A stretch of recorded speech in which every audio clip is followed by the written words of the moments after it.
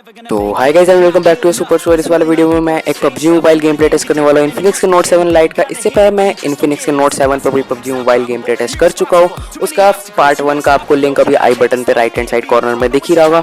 उस वाले वीडियो में आपने मुझे 5 दिन में 2000 व्यूज़ दे दिए, वो भी एक 50 सब्सक्राइबर वाले बंदे को। वो बहुत अच्छी लगी मुझे, लेकिन यार आपने मेरे सब्सक्राइबर बढ़ाने में हेल्प नहीं करी। तो प्लीज़ यार मुझे फटाफट से 100 सब्स करा दो।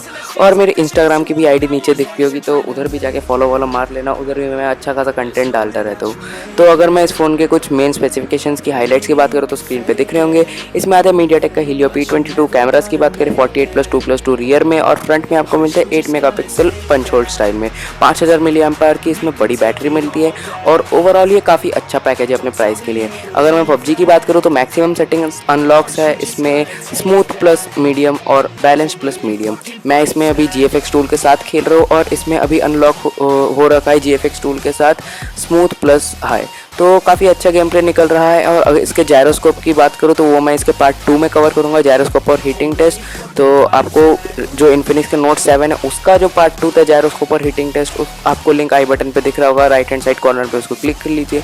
और अभी आपने देखा होगा कि जब मैं फाइट ले रहा था थोड़ा बहुत ये लैग करने लग गया था फ़ोन। और आपको अगर ज़्यादा अच्छी तरह समझ नहीं आता वीडियो को स्लो मोशन में करके देख लो।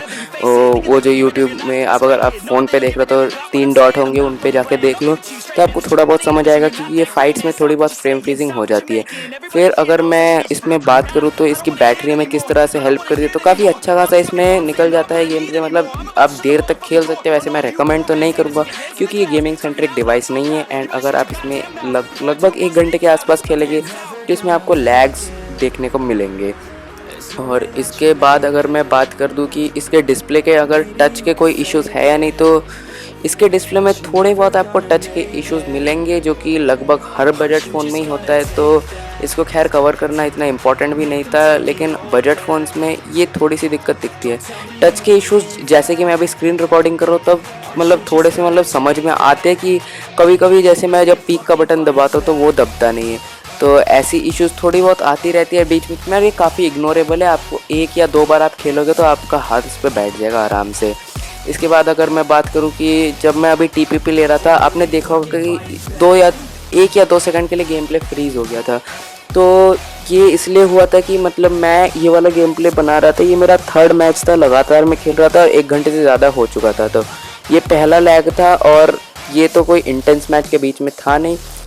बाद में इंटेंस मैच भी बहुत हुए थे, लेकिन मुझे पता नहीं वो जो रिकॉर्डिंग थी वो मेरी फ़ाइल मिल नहीं रही थी, और मुझे वीडियो आज ही रात में डालनी थी, तो इसलिए मैंने उसको इंक्लूड नहीं करा।